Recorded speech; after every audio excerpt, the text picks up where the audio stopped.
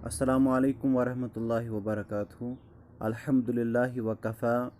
अस्सलातु वस्सलाम अला रसूलिल्लाह अम्मा बाद।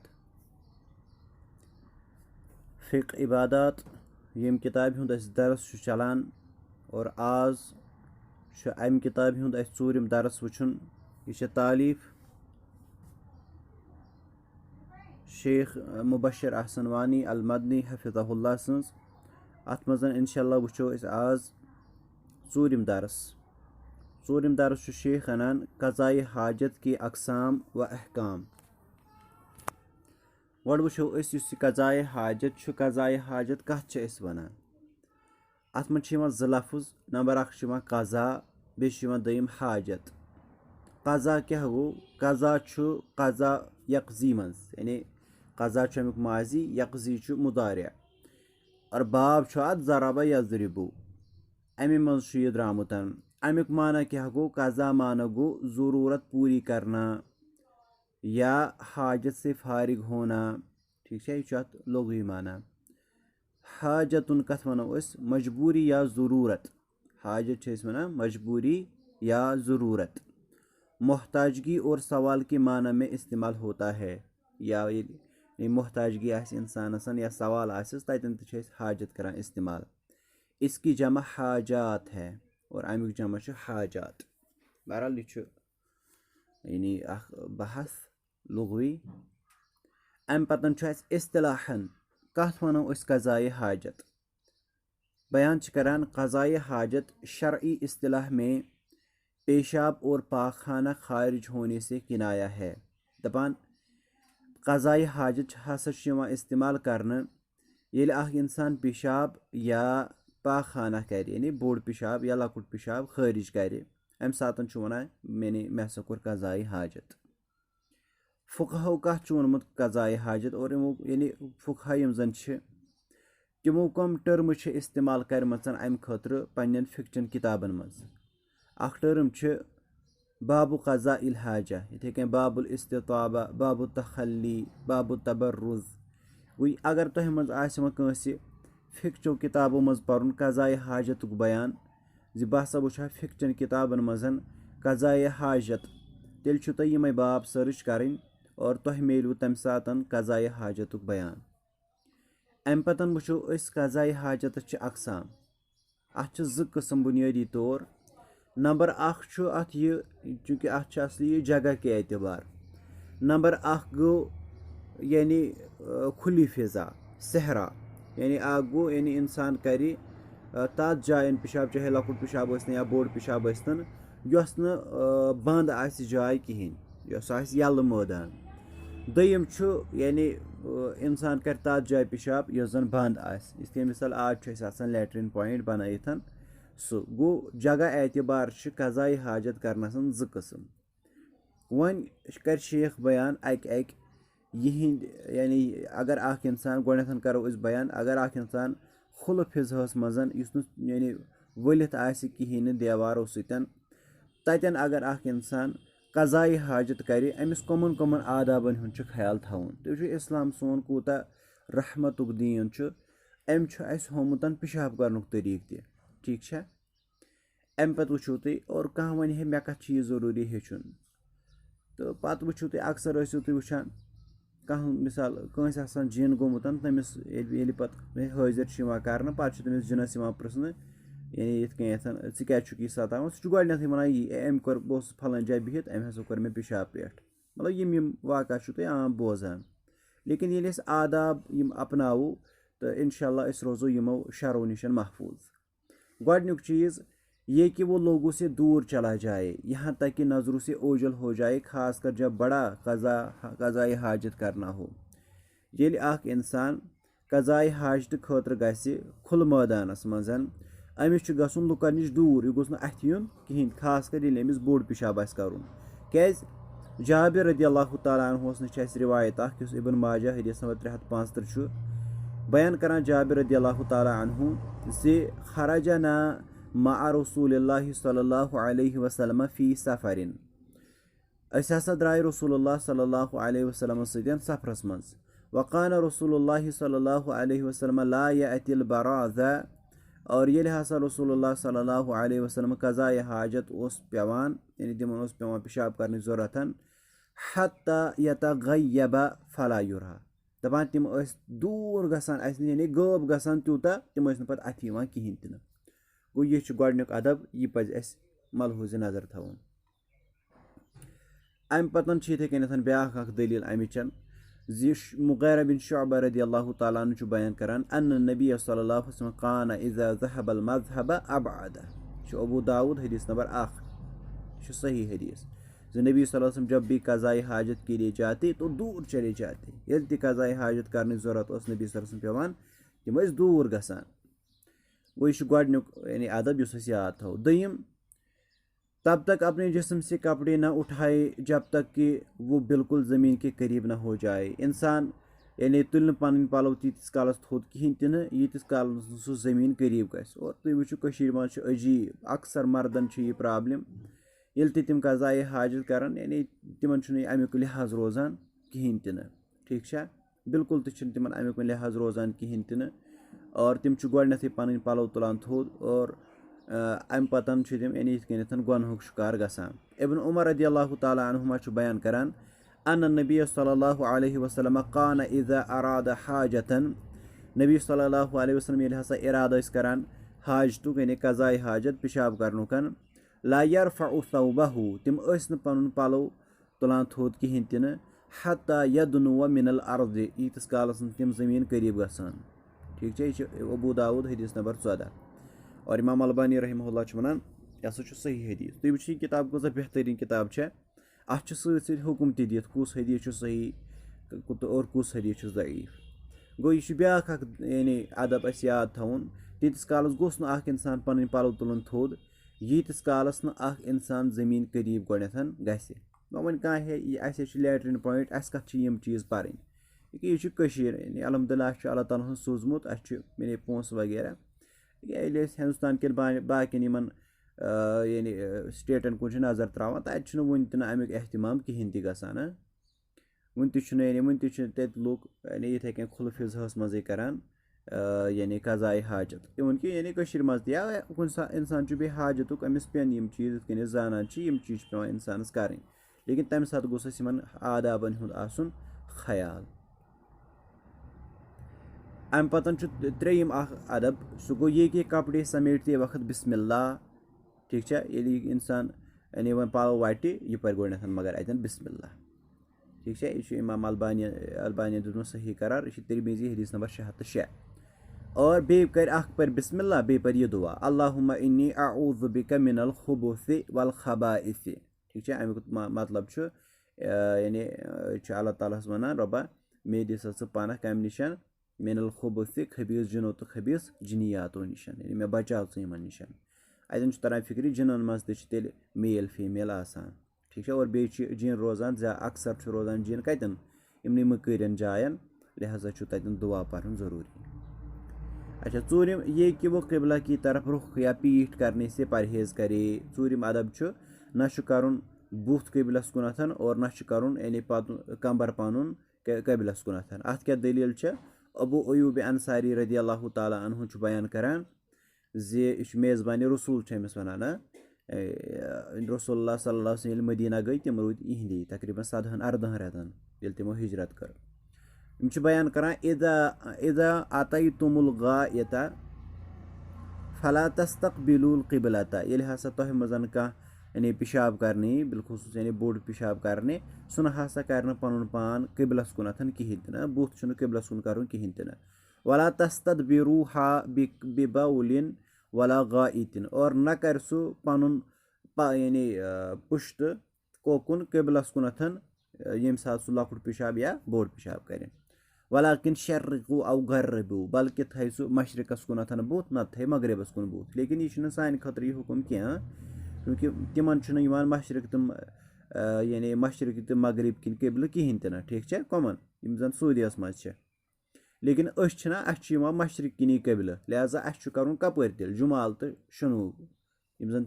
तिम डायरेक्शन ईस्ट तो वेस्ट किन करो क्या करो नार्थ तो साउथस कुनथन अस हुकुम यह बुखारी शरीफ हदीस नंबर 144 अच्छा इथे कन्नथ ब्याक चीज़ ये वुचन सेहरा में बगैर किसी हाइल के किबला रुख होकर कज़ाए हाजत करना जायज़ नहीं, कोई जायज़ बिल्कुल तो कहीं। अलबत्ता अफजल ये है कि हाइल होने की सूरत में भी किबला रुख होकर कज़ाए हाजत करने से परहेज़ करे, चूँकि अस वो ये खुल मैदान तम साथ यह जायज़ कहीं तन। तो वन जन इंसान यानी लेटरिन पॉइंटस मज पेशाब करान, लेकिन अत यानी उस जन अत बुत गसान कोकुन किबलस कुन तेल क्या करे इंसान दपान अमि नश गोस तेल परहेज़ कर ओकुन गोस तेल पेशाब कर कहीं तन। इंशाल्लाह अत गई ब्रोह कुन बे वजाहत तम साथ वो बे। पूंचम इस अदब थो मलहूज नज़र सह गो कज़ाए हाजत के दौरान बात करने से मुतलकन परहेज़ करे। ठीक है, ये इंसान पेशाब कर यह कर कथ कह, लेकिन अक्सर हंद वो यानी चूँकि अस पे गोडन पानस यानी नज़र त्रावन अक्सर यह प्रॉब्लम तम कज़ाए हाजत तक योर कथ तक इवन कि अड़ वो तम योर मोबाइल ते चलावान और यह मोबाइल चलानस मज या कथ करनस मज ये इंसान चैट करान हाँ तम तो कथ तम सात चैट करान ये अथ मज आवा समझ बिल्कुल यानी हराम अमि नश पज इज्तनाब कर। इथे कन्नथ यानी सलाम हेक इंसान अत दौरान जवाब दित कहीं ये चीज़ हे कर पत कर बे चैट करने। अच्छा इथे कन्नथ ये पोंद यी तमिस सह पर अल्हम्दुलिल्लाह यह पर तमिस योर यरहमुकल्लाह कहीं तन। ठीक है, अच्छा इथे कन्नथ करान बयान अलबत्ता हालत मजबूरी में मुख्तसर कलाम कर सकता है, ये अमिस मजबूरी पे तेल हे थोड़ा बहुत कलाम कर। मिसाल के तौर पर कह इंसान पेशाब करान अमिस नश आव कह शख्स अम वो दोनस कुंज ऐ अथ यह हे अमिस कम से कम वन अगर यीहन जरूरत अमिस तेल अत परवाह तेल कह, लेकिन दरबार लागन कहीं तन यह बिल्कुल हराम अमि रसूलुल्लाह सल्लल्लाहु अलैहि वसल्लम मना कोरमुत। इब्न उमर रदियल्लाहु ताला अन्हुमा बयान करान मर्रा रजुलुन अला नबी सल्लल्लाहु अलैहि वसल्लम व हुवा यबूल, अख शख्स द्राव रसूलुल्लाह सल्लल्लाहु अलैहि वसल्लम किनथन और नबी सल्लल्लाहु अलैहि वसल्लम तम साथ पेशाब करान। फसल्लम अलैहि तिमो कोर तिमन पर सलाम फलम यरुद्द अलैहि, लेकिन तिमो दित न तिमन वापस जवाब कहीं तन। यानी फिक्र तौर जे तम सात कहीं यानी इबादत यानी जन इबादत तम तम सात रुकनान, मिसाल सलाम जवाब दिन बांग जवाब दिन वगैरह। शेम अदब ये कि वो छींटों से बचने के लिए पेशाब व पाक खाना के लिए नरम और गहरी ज़मीन तलाश करे। ये इंसान पेशाब करे यह हर ज़मीन नरम वनकस कमन कम जाय हज जिक्र करान यह जन यल यह हर नरम ज़मीन बे गस थोड़ा स्लोप यानी बोन कुन ताकि यह बच पेशाब छुको नश। अबू मूसा अल अशअरी रदियल्लाहु ताला अन्हु बयान करान जे रसूलुल्लाह सल्लल्लाहु अलैहि वसल्लम फरमो इज़ा अरादा अहदुकुम अन यबूला फलयरतद लिबौलिही मौइद मौज़िअन, यानी ये हसा तह मज का पेशाब करने ये सह हसा कर तलाश कस ज़मीन नरम यह अबू दाऊद, लेकिन यह ज़ईफ हदीस, यह ज़ईफ हदीस, लेकिन मानन यह सही यानी कर इंसानस यी, लेकिन हदीस यह ज़ईफ। अलबत्ता मानन यह सही हदीस, इसलिए ये पे अमल करना। और अम पतन वुचान सतम अदब सह गो ये कि एहतियाती तौर पर जानवरों की आमाजाहों बिल्लू में पेशाब फेर करने से बचे। अगर मिसाल के तौर पर कुछ जाए यह वाज हिश बनाइथ तिमन वाजन मज पेशाब कर अकिस इंसानस बचुन क्या। अब्दुल्ला बिन सरजिस रदियल्लाहु ताला अन्हु बयान करान जे अन्ना रसूलुल्लाह सल्लल्लाहु अलैहि वसल्लम नहा अन युबाला फिल जुहरे, नबी सल्लल्लाहु अलैहि वसल्लम हसा कोल मना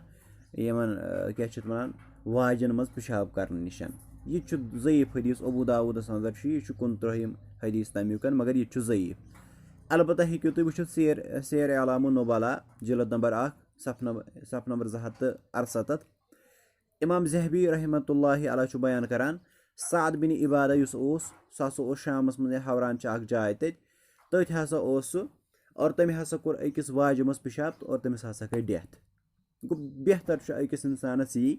जो सह वाजन मज पेशाब करान कहीं गोडनेथ तमिस तथ जानवर तथ गोफ मज या तथ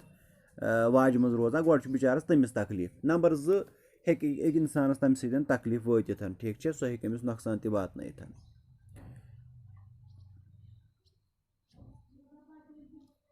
अस वो ना ओतर PDF हेको यह सेंड कर कह बह पर्नावान छुस, अलबत्ता हो प्रान मे सेंड कर्मज यह हेक बह सेंड कर कहीं अत मे शेखन इजाजत दितमुत कहीं तन, तिक कह दह बाद इंशाल्लाह छपि तम पत्त हेकियो तुम यह किताब मल अनित। ऊठिम युस जन ऊठिम अदब मलहूज नजर थवो सह गो ये लोगों के साया की जगह और राह आम पर कज़ाए हाजत करने से बच जाए। ठीक है, येतन लूक आसान शुहुल करान मिसाल बोन शहजारस या बस स्टैंड ततन लूक बिहित। ठीक है, या वत पे यमन जाय नश पेशाब कर नश बचन। अबू हुरैरा रज़ियल्लाहु तआला अन्हु बयान करान इत्तकुल लआनैन दयो लानती कामों नश बचो सा अल्लज़ी पत झूठ हदीस अल्लज़ी यतखल्ला फी तरीक़िन नासी औ फी ज़िल्लिहिम। ठीक है, ज़ काम लानती काम। नंबर अख यानी वत पे पेशाब कर और नंबर ज़ शहलिस यानी शहलिस मज पेशाब कर। क्या शहलिस मज लूक बेहवान शुहुल करान ततन। और इथे कन युस जन यह वत पे पेशाब कर लूक अपर पकान तिमन गम तकलीफ। यह मुस्लिम शरीफ हदीस नंबर 259। पत वो कत्या लूक बेशोर बेशोर वनो तिमन पे बेहवान सड़कन पे पेशाब करने या तिमन जायन पेशाब करान येतन लूक यानी शुहुल करान। यह बिल्कुल नाजायज़। मुआज़ इब्न जबल रज़ियल्लाहु तआला अन्हु बयान करान इत्तकुल मलाइन सलासता त्रेयो यानी कामों नश बचो सा यम जन लानतुक सबब बना। नंबर अख अलबराज़ फिल मवारिद यारबलस पे पेशाब कर। खबर तुम समझान यारबल क्या गो वन तथ गामक यारबल। यारबल क्या गो येतन चूंकि वन कत गामस मज गो सिस्टम खत्म यानी यह कोल या दरिया वगैरह पत कह खास जाय तमो थमचन तन तम बान वगैरह छलान। ठीक है, तन तम बान छलान या बाज़ अवकात तम तन स्नान तरान तथ वन मवारिद यारबल तथ वन। तो अतन यानी पेशाब कर नश रसूलुल्लाह सल्लल्लाहु अलैहि वसल्लम मना कोरमुत। व क़ारिअति तरीक़ इथे कन सड़की पे पेशाब कर। व ज़िल्लि और इथे कन पेशाब कर कतन इथे कन पेशाब कर शहलिस मज। ठीक है, यानी कम तम मैसेज करान एंडस दिमो इंशाल्लाह जवाब। गो मजमूई तौर पर रिवायत से पता चलता है कि इन जगहों पर कज़ाए हाजत करना हराम और लानत का सबब है। यह बिल्कुल हराम यमन जायन पेशाब कर नश और यमन पे लानत। और तो बूजमुत इमाम ज़हबी रहमतुल्लाह अलैह सुन किताब किताबुल कबाइर यमिक दरस आज गसान IICS थ्रू और डॉक्टर हाफिज मंजूर अहमद मीर साहब दुरूस दिवान। तो तिमो कर तथ मज गोडनेथ यह बयान ज कबाइर कत वनो तथ वो तिमो वजह ये पे अल्लाह ताला लानत कर सह कबीरा गुनाह गो यह कबीरा गुनाहों मज अगर यमन जायन पेशाबी कर।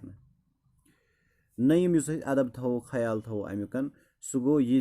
ये कि रुके हुए पानी में और गुसल करने की जगह पर कज़ाए हाजत करने से परहेज करे। और इस रुकित आब या यतन लूक गुसल करान ततन क्या इंसान पेशाब कर नश मना आमुत करना। जाबिर रज़ियल्लाहु तआला अन्हु बयान करान अन रसूलुल्लाह सल्लल्लाहु अलैहि वसल्लम नहा अन युबाल फिल माइ राकिद। नबी सल्लल्लाहु अलैहि वसल्लम कोर मना रुकित आबस मज पेशाब करनुकन। यह मुस्लिम शरीफ हदीस नंबर 261। उलमा ने उसे हराम शुमार किया है। उलमो बिल्कुल हराम युदमुत ये करार रुकित आबस मज पेशाब कर। अलबत्ता जारी पानी में पेशाब फेरने की ममानियत किसी भी हदीस से साबित नहीं है। अलबत्ता इस पकुन यानी पकुन यह आब तथ मज पेशाब कर तो यह यानी यह जायज़ अत परवाह क्या। यानी वह मतलब यह कह सोचान वाल तेल जोर मिसाल के तौर पर आरस मज वसन पे कर तथ पेशाब ना ये अमिस कंडीशन आ तेल। ठीक है, दहिम अदब थो यानी याद सह गो ये कि मुसलमानों की कब्रों के दरमियान कज़ाए हाजत करने से परहेज करे। मुसलमान हंदन कब्रन पे या कब्रन दरमियान पेशाब कर बिल्कुल क्या हराम। त्याज नबी सल्लल्लाहु अलैहि वसल्लम फरमो मा उबाली औसतल कबूर क़ज़यतु हाजती औ वस्त सूक। मे ना अत मज कहीं ति फर्क बासान इंसान क्या कर कब्रन पे पेशाब या कब्रन दरमियान पेशाब या सह क्या कर बाजरस जन तोर बाजरस मज पेशाब। ठीक है, यानी रसूलुल्लाह सल्लल्लाहु अलैहि वसल्लम कोर यमन पान वन क्या दोपुक युस इंसान कब्रन पे पेशाब करान जन तोर मेन मार्केटस मज पेशाब। यानी इंसान कूत मन मेन मार्केटस मज पेशाब कर मज भागन गोडन बास तमिस अजीब तमिस वुचान मिसाल सारी तिथे कन मान तुम यह तिथु गुना युस इंसान कब्रन पे पेशाब करान। यह इब्न माजा हदीस नंबर 1567 और यह सही हदीस। कहिम अदब युस याद थो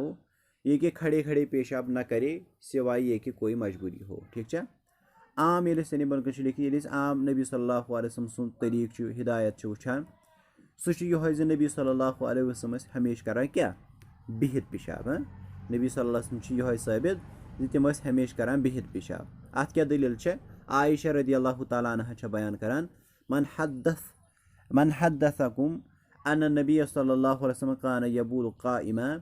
युस हसा तो यह बयान करो ज नबी सल्लल्लाहु अलैहि वसल्लम कोर खड़ा पेशाब फला तुसद्दिकूहु तम सज तस्दीक करो न क्या मा कान यबूल इल्ला काइदा तिकाज नबी सल्लल्लाहु अलैहि वसल्लम कोर न पेशाब मगर कोरुक कित कन बिहित वह हजरत आयशा रदियल्लाहु ताला अन्हा करान बयान यह तिरमिजी हदीस नंबर 12 इमाम अलबानी वन सह सही हदीस लेकिन ये पे वुचान ब्या मसल सह गो अक सात रसूलुल्लाह सल्लल्लाहु अलैहि वसल्लम मजबूरी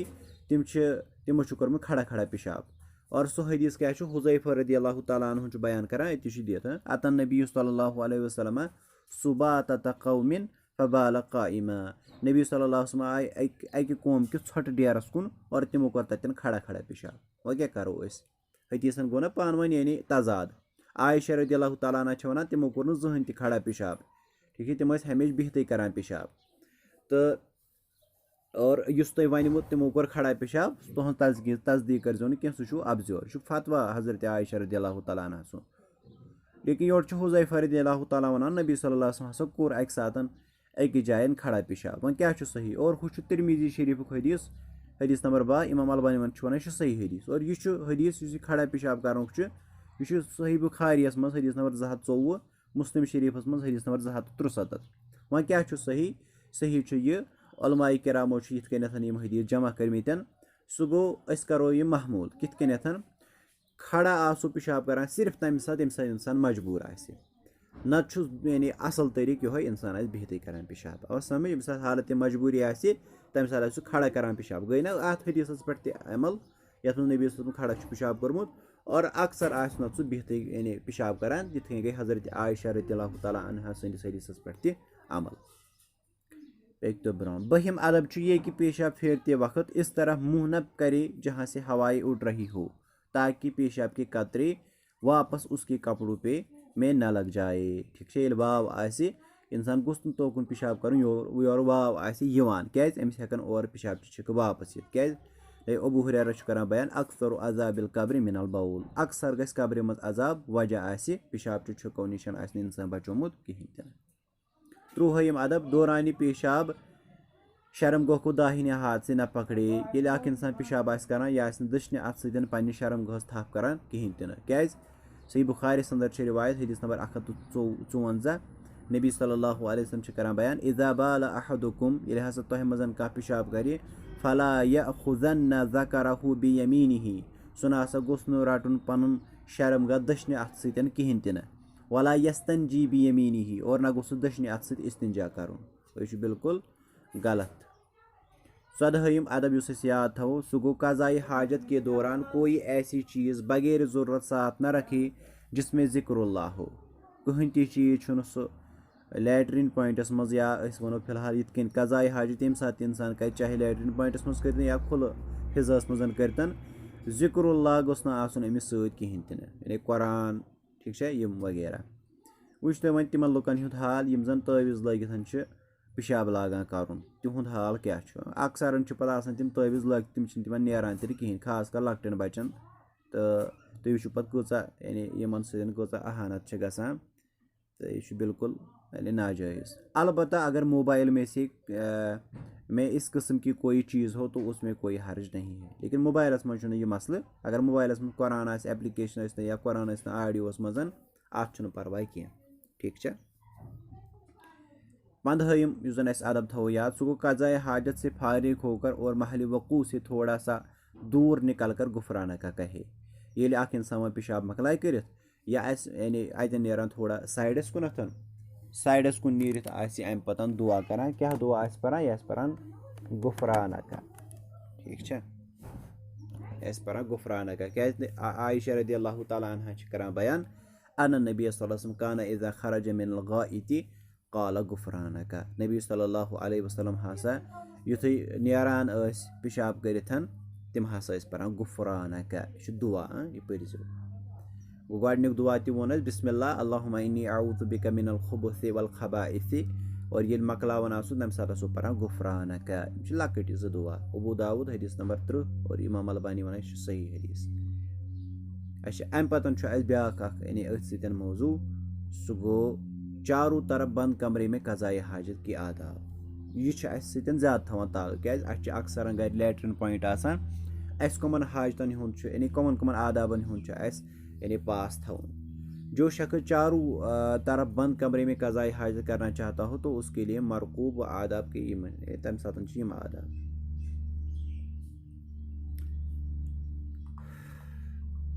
नंबर 1, ऐसे शख्स को दूर जाने की ज़रूरत नहीं है, बल्कि अगर घर या ऑफिस में कज़ाए हाजत का बंदोबस्त हो तो उसमें कज़ाए हाजत के लिए बैठे,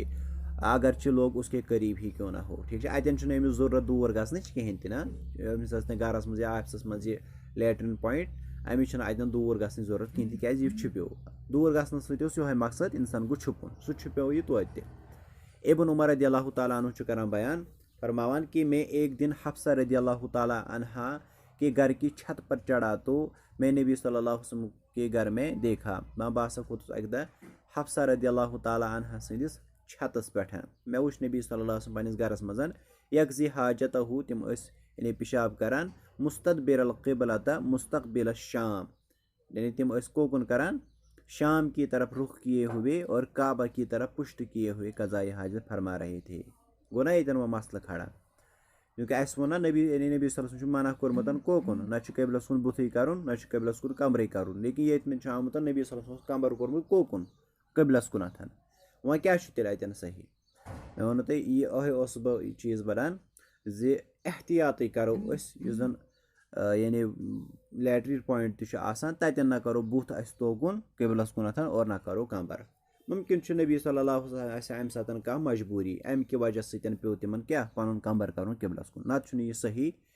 यानी कहें तिन आम हालतन मज। और बे जाना ये इंसान मकान बना यह बनावान अकिस या दोन दोहन खतर बनावान 30 40 50 वरियन खतर तह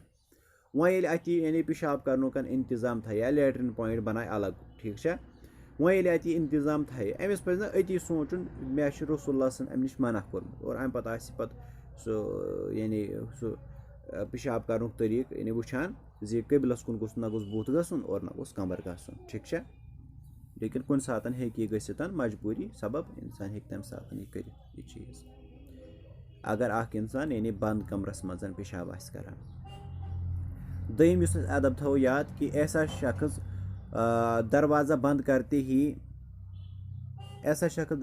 करते ही अपने जिस्म से कपड़े उठा सकता है, अगरचे अभी वो ज़मीन के करीब ना हुआ हो, क्योंकि उसकी वजह लोगों की नज़रों से बचना है जो यहाँ पर दूसरी चीज़ दीवारों से हासिल होता है, लिहाजा उसकी ज़रूरत बाकी ना रही। ठीक है, यही गोडनेथ यानी पलो वलित बोन कुनथ अत परवाह कहें तन यह पन पलो थोद तुलित क्या यानी यह बंद अमिस पे नजर कंसी तन। त्रेयम, अगर घर में मुस्तकिल तौर पर लैट्रिन का इंतज़ाम न हो तो घर में बोल बराज के लिए बर्तन रखना भी दुरुस्त है। ठीक है, यानी बान थवन पेशाब करने खतर यह जायज़ अत कहें परवाह यह भी ज़रूरी कि इंसान गो गोस इंसान बेमार यह आम हालतन मज थे, लेकिन आज तीजा जरूरत पे कहें तन, लेकिन कह इलाका तम त मिसाल के तौर पर कह लैट्रिन पॉइंट अंदर कहें तुम वन यम चीज़ पर्न जरूरत यम क्या पान यम पर्न जरूरत यम कंडीशन इंसान गसान। मिसाल के तौर पर इंसान अंदर कन लैट्रिन पॉइंट कहें तन अमिस नबर कन शीन लोगन दरवाज गई बंद यूत लोगन शीन कह वन कत पे तुम खो हर हर और पे ज़्यादा शीन पश पशस तम गोमुत बंद अम सात हेकन कह बान इस्तेमाल कर ये मज पेशाब हेकन कर क्या दलील कान नबी सल्लल्लाहु अलैहि वसल्लम क़दहुन मिन ईदानि तहत सरीरिही यबूल फीही बिल्लैल। नबी सल्लल्लाहु अलैहि वसल्लम खतर अख बान यानी सह हचू बान। ठीक है, तो लकड़ी हुंद बनमुत सह तिहद चारपाई यानी तल किन और नबी सल्लल्लाहु अलैहि वसल्लम रात क्यों अत पे पेशाब कर अबू दाऊद हदीस नंबर 24। अच्छा अम पे चूरम अदब थवन याद सह गो गुसल खाने में पेशाब करने से परहेज़ करे। ये इंसान यानी गुसल कर तन गोस पेशाब पे कर कहें तन क्या अत दलील नहा रसूलुल्लाह सल्लल्लाहु अलैहि वसल्लम अन यमतशित अहदुना कुल्ल यौमिन। नबी सल्लल्लाहु अलैहि वसल्लम कोर अस मना जे अख शख्स प्रेद प्रेद कंगू करान समझ प्रेद प्रेद कंगू कर नबी सल्लल्लाहु अलैहि वसल्लम मना कोरमुत। कह वन मिसाल यह क्या मना तुम वुचान आज अजिक लड़कः क्या करान या कोर तम गंटो 2 घंटे दिवान अथ कंगो सती ठीक है पत् सान पन टाइम ज़ाय कर अव यबूल फी मगतसली ही और इथे कन तन पेशाब कर ये इंसान गुसल करान चूँकि आसान लेटरिन यानी बाथरूम से अंदर यानी कमोड तगित और सह बिल्कुल साइडस बिल्कुल अलग आसान और तक सफाई हूँ एहतमाम तथ पर्वा कह ठीक है तथ कहें पर्वा यानी पो लिखमुत ब्रोकुन ये यम सात क्या मजबूरी तम साथ हसा हेको यह कर लेकिन इंसान गोस पेशाब चो छुको नश बचन वो मजबूरी हालत मज हेको यह कर लेकिन पेशाब चो छुको नश इंसानस बचन बे वो मे अगर लेटरिन पॉइंट ती बाथरूम से मज तथ कहें पर्वा अलबत्ता तथ वनो तो बे अगर इंसान बाथरूम अचान अमिस वन लेटरिन यानी अमिस ये कमोड पेशाब कर अमिस वो दुआ वगैरह पढ़ ठीक है यानी अत कमोडस पे खसन ब्रोह दुआ वगैरह पारान और अम पे बोन वसित पे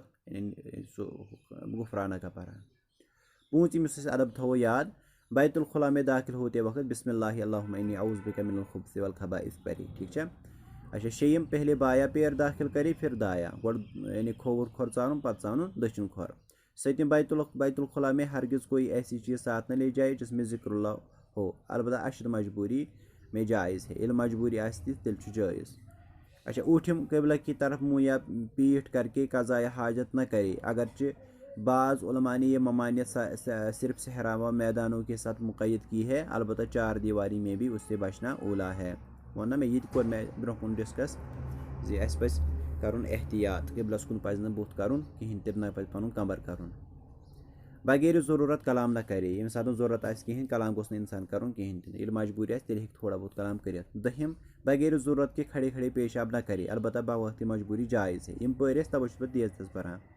ये कि दाहिने हाथ से अपनी शर्मगाह को न पकड़े। बहिम ये कि दौरान क़ज़ाए हाजत ज़िक्रुल्लाह का कोई भी कलाम न करे, सलाम छीक अजान वगैरह का जवाब न दे। यह पूरा पाक कुन। त्रुहम यानी यम तथ मज आदब तम ये मज ते। त्रुहम ये कि क़ज़ाए हाजत से फारिग हो के बाद बाहर बिल यानी नबर नेर तेल पर क्या गुफराना का और यह सही अबू दाऊद अंदर। 14 बाहर निकलते वक्त पहले दाया पैर फिर बाया पैर रखिए, गोड़ दक्षिण खोर कड़न और अम पतन खोवर कड़न। इस्तिंजा का बयान, इस्तिंजाहस मुतलिकन परो ये अक्सर इस्तिंजाहस मुतलिकन प्रॉब्लम ठीक है। हवा खारिज होने पर इस्तिंजा नहीं करना है। ये इंसानस हवा गस खारिज अम सात इस्तिंजा कर कहें तो ये मगर ये इंसान यानी वजू कर सह कर इस्तिंजा यह मगर ठीक कह अक्सर ये प्रॉब्लम हाँ बल्कि मे वारिया वुचमत ये यानी कुछ जाए मेन मार्केटस मज मस्जिद पे अपर आर पकान लुक करान पाई है इस्तिंजा जरूरी कर यह ख्याल रोजान कह मिसाल यपर लुक वुचान तम तमि सात इस्तिंजा करान और तम तम सात कबीरा गुनह शिकार गसान, हालांकि इस्तिंजा कर कहें तो बल्कि सिर्फ पेशाब या पाक खाने के बाद इस्तिंजा करना है। ये इंसान लकुट या बोड़ पेशाब कर तेल इस्तिंजा कर नत कर कहें तो। दयम पानी या मिट्टी पत्थर के 3 डेलों से इस्तिंजा करना चाहिए, हड्डी या गोबर से इस्तिंजा करना मना है ठीक है। इस्तिंजा ये करो नत करो आब सतन नत करो मेज सतन, अलबत्ता कचो मेज फलो सतन 3 मेज फलो सत अगर अकोई मेज फल बोड़ सह हेको 3 साइडों ते इस्तेमाल कर। अलबत्ता अड़जो निशन तो गुह सतन कोर रसूलुल्लाह सल्लल्लाहु अलैहि वसल्लम मना इस्तिंजा करनिश क्या अड़जे खेवान जिन और गुह खेवान तिहिंद जानवर। 3 इस्तिंजा में 3 से कम डीले काफ़ी नहीं है, 3 खुद कम मेज फल चलन क्या। इसी तरह डीलों में पानी के दरमियान जमा करना लाजमी थे कहना कह दप ना आब सत इस्तिंजा कर और मेज सत दोनवनी से ना यह जरूरी क्या अके सत हेको कर। सलमान फारसी रदियल्लाहु ताला अन्हु जन नबी सल्लल्लाहु अलैहि वसल्लम निशन कोर तिमो बयान यानी नबी सल्लल्लाहु अलैहि वसल्लम कोर 3 चीज़ों निशन मना कम निशन नस्तकबिल क़िबला बिगाइतिन औ बौलिन क़िबलस कुन बुत कर निशन यम सात पेशाब कर लकुट या बोड़ पेशाब औला यस्तंजी बिल यमीन इथे कन दशने अथ सतन कोरुख मना कम सतन यानी इस्तिंजा कर निशन व अल्ला यस्तंजिया अहदुना बि अक़ल्ल मिन 3 अहजारिन और इथे कन कोरुख यानी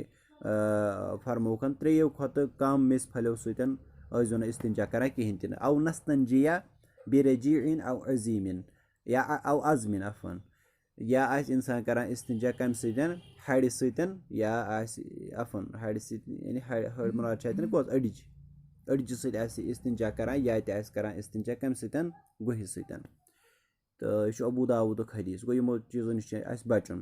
یِتھَے کٔنۍ چھُ مےٚ بیٛاکھ اَکھ رِوایت پٔرمٕژ ژِنِو نِش تہِ کوٚر رسول اللہ صَس منع ژِنِو سۭتۍ تہِ گوٚژھ نہٕ اِستِنجا کَرُن کِہیٖنۍ تہِ نہٕ ٹھیٖک چھا